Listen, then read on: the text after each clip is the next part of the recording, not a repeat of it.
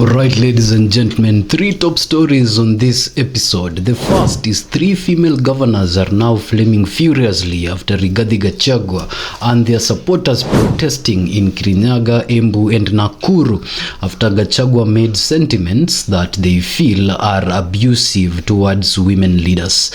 Other than that, as 12 political parties emerge in the mountain region, there is infights and in talks of whether or not the mountain will really rally behind DCP now that these party leaders of these 12 political parties also want their interest and their voices heard in the national table come 2027. Our last story will be, are we going back to Sonko days now that the Nairobi government is yet to form a partnership with President Ruto aimed at waste management, transport, construction of roads and lighting the streets of Nairobi. This is the Civic Lens and I'm your host Ogola. Now we thank you so much our subscribers, because in the past two videos we have done this week we have garnered over 205 additional subscribers. If you've not yet joined the club, hit the subscribe button to join this Civic Lens club where we update you on the commentatorship of what goes on in the Kenyan political scene daily. Let's start with these stories. Now, there has been movements specifically in Kirinyaga where residents feel that Rigathi Gachagua overstepped in his statements of calling for unity by asking whether Waiguru, Mbarire have brains. His remarks have time and again been vulgar, disrespectful, and abusive to our leaders. He has mastered the art of inciting the community against both the county and national government. The statements were made by Rigathi Gachagua in his campaign trail, and he was saying while Ruto is busy uniting his region in the Rift Valley area, following these conversations between Ruto and Gideon Moi, which we have detailed in one of our episodes, you can find them here at the Civic Lens. What is wrong with Waiguru and Mbarire becoming the individuals against unity now that the very Rigathi Gachagua is calling for unity in the mountain region? Now let's delve deep into these statements. You see, Rigathi Gachagua wants to unite the mountain region behind him, and that's a conversation we'll have within this pod but in our other story. And while he's doing this, there are these two individuals who are governors serving and loved by their people but serving under the UDA party ticket. So Gachagua is finding it very hard to penetrate the Kirinyaga area where Governor Waiguru currently is the governor, the two-term governor serving now under the UDA ticket, and also to penetrate the Embu region where Governor Cecily Mbarire is loved by the people and is under UDA ticket. So he has resolved to ask them out in a public aura whether or not they want to form part of the mountain unity or they are going to be the individuals that stand out separately. Now you see, because these two governors are also by nature female governors, the narrative has found itself twisted and fit for yet another female card narrative. Now the supporters of these two governors have gone to the street and has asked Rigathi Gachagua to stop his attacks aimed at women leaders. It has gone beyond the unity conference to now conference of women leaders, which is very interesting and convenient with women leader politicians. So these supporters are asking Rigathi Gachagua to shy away from attacking these two female leaders because asking them such like questions of unity is seen as violating the freedom of space, of political space for women leaders. Now this conversation has also had Governor Kihika, who for a long time have been having a personal vendetta with Rigathi Gachagua. You remember we detailed an episode here where Gachagua attacked the husband of Kihika himself as being individuals that Ruto is using to micromanage Nakuru County. Kihika now has found this very convenient to also jab in at Gachagua because Gachagua has been known to actually be attacking the very Kihika. So Kihika said that whereas Gachagua has found that he cannot fitly fight men, that's being politically in the national scene, he is finding a recourse of fighting women, and now they are all asking him to shy away from that. So these three conversations of these three counties, Nakuru being from the Rift Valley region, but Embu and Kirinyaga being part of the mountain region, showing, disunity with Rigathi Gachagua and showing distrust with him, or rather having conflicts with him while he is in his attempt to unify the mountain, brings us to our second story. Now, ladies and gentlemen, let's start from the beginning. There is a region that gives 30% of the total voter mass for someone to become the president of this nation. That is the Mount Kenya region. Historically, there are party leaders from this region who have had to navigate or have a point of having conversation in the national table because of their parties. Now that the Jubilee Party for some time was facing battles in court, this particular region has seen a rise of over 10 parties.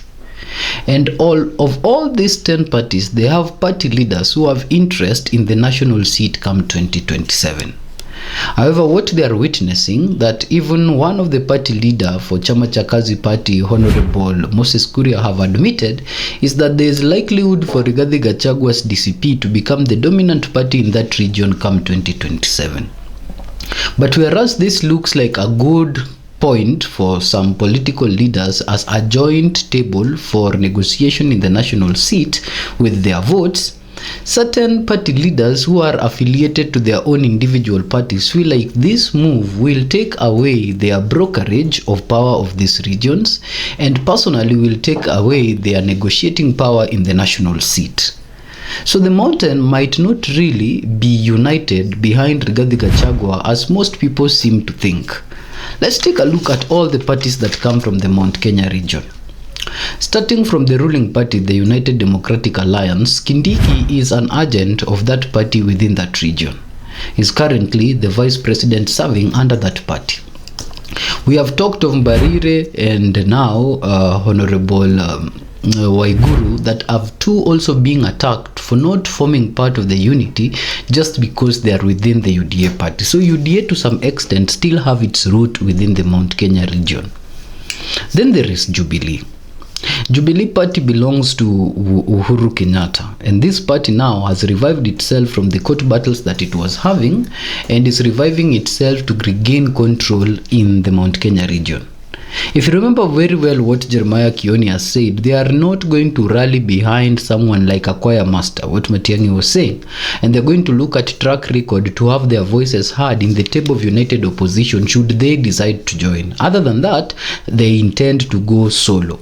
They do not want to rally behind Rigathi Gachagua or have Rigathi Gachagua as their spokesperson. The same is of Peter Munya. Peter Munya is currently the party leader of the Party of National Unity, PNU. This was the party that rallied Kibaki to power in 2007. And Munya has been quoted to say that certain leaders within the united opposition lords it over others and is not comfortable sitting in a spectrum where political leaders will lord it upon himself, yet is also a party leader. Now, Jubilee, UDA and PNU have since given Kenya presidents. DCP has not. So the position of these three parties in the mountain region, they feel like because they have rallied an individual to the top seat, they need to be heard. Then comes in Martha Karua's PLP. Martha Karua also has interest in the national seat. As much as she is in the united opposition right now, that does not automatically mean that she bows down to Rigathi Gachagua 100%. She has an interest in play, and if this interest do not align with Rigathi Gachagua's DCP's interest, then her PLP party will not be comfortable being subsumed under DCP for a common bargaining power. Then we have Justin Muturi's DP.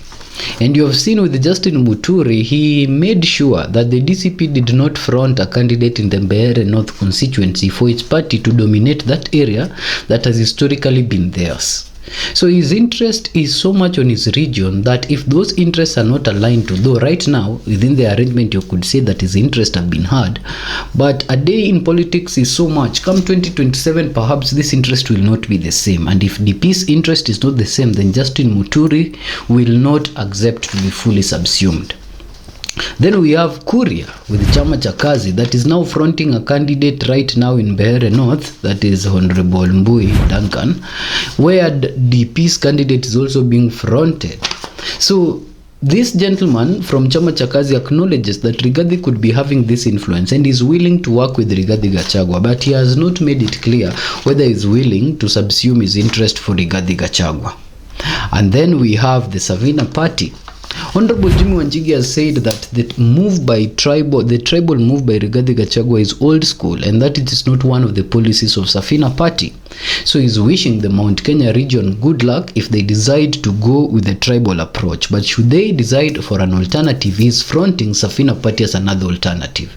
So you remember Jubilee is an alternative, UDA is an alternative, Safina Party is now an alternative, Chama cha Kazi has proven that they are an alternative, and now there is the TSP Kiunjuri Party.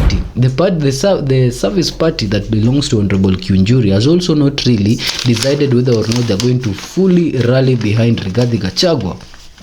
Then let you not forget Lenny Kivuti's DEP, the Devolution Empowerment Party.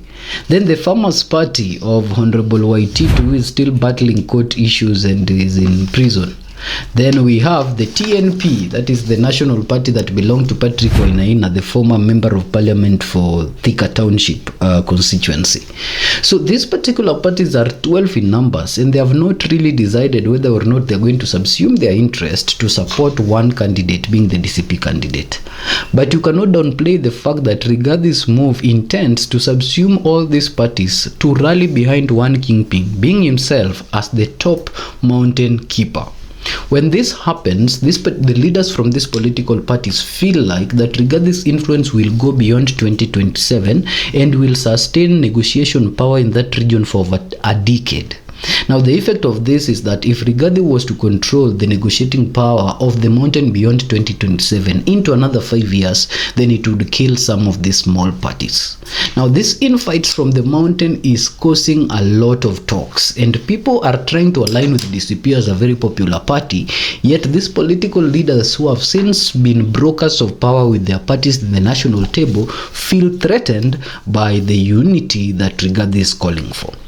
And you have seen that as a result, some of the supporters of Mbarire and supporters of Kindiki and supporters of Waiguru have now gone to the streets and they're telling Rigathi that, remember, a party is not one when it comes to the Mount Kenya region. This interesting battlefield keeps to be a very interesting battlefield moving on to 2027, and we'll keep our lenses in the mountain region to see whether or not unity is going to be rallied behind one individual, or whether these individual parties will bolt out and unite with other particular regions. Now that Ruto is also trying to recollect ahead of 2027, that will bring a disruption or a sauntering apart of the mountain. Now, our last story today is the move by the national government through President Ruto's statements that he will not have Nairobi become a filthy city. This reminds us of sometimes back when Sonko had to sign a particular document to surrender certain management of the county to the national government. A move that later he said he was how do we say, he was swayed into, or rather he did not do out of his own volition, or rather he was conned into, but he signed that particular document that handed over key managements of key parts of the county to the national government. General Badi therefore took over the leadership of this country for quite some time, until an election was held that brought into power Sakaja. Now, since he was facing impeachment just the other day, certain residents of Nairobi still feel like he's unfit to become the governor, and perhaps the pressure has gotten to him that he has decided to get into partnership with the president to have certain managements of the city handed over to the national government. Another angle to it is perhaps the national government is trying to sanitize the image of this good governor Sakaja, who might be good in their books, ahead of 2027 by making sure that Nairobi works as per his dream, so that come 2027 he has a negotiating front. Now, what are they doing? Ruto intends to work on waste management. He also intends to work on roads. He said there is no muddy road that will be in Nairobi. He's going to tarmac all the roads. He's going to ensure that there's lights on the streets. So this will be part of the partnership that the county governor of Nairobi, Honorable Sakaja, is yet to sign with the national government that is being President Ruto's government. In the west land in Dandora, where waste products have been taken for quite some time, is going to be converted into a megawatt production powerhouse for electricity of Nairobi that is made from waste. They are saying they are in conversation with the Chinese government to see how this works, and if that partnership is signed, The citizens of Nairobi hope to see change. Now, look, the feedback is different. The senator, the MCA, the senator has not actually commented on it yet, but the MC of Kileleshwa, Alai, say that the problem with Nairobi is the governor, and irrespective of what President Ruto intends to do to make the shape of Nairobi better, the buck starts and ends with the governor. Member of Parliament for Embakasi Central, Benjamin Gadhiru, said that that move is okay and intends anything that brings service to the people of Nairobi, but he does not support any further allocation of money to City Hall because Nairobi County is the county that receives the highest allocation of county revenue that is just being stolen and misused, according to Honorable Gadhiru, and he does not intend to support any further allocation of resources to Nairobi. Aladwa has accepted the move by the president and has said that he intends to accept whatever duty that is assigned to the members of county assemblies to help in ensuring this move. So those are the talks and those are the analysis today at the Civic Lens, capturing the statements by women from Embu and Kirinyaga that Gachagua should now respect women leaders, focusing on the infights and the imminent fall apart and sauntering apart of the Mount Kenya region, now that personal interest of individual party leaders seems eminent than the entire region's interest, and finishing with the intended partnership between Nairobi and the national government, returning the Sakaja decade back to the Sonko era. This is the Civic Lens.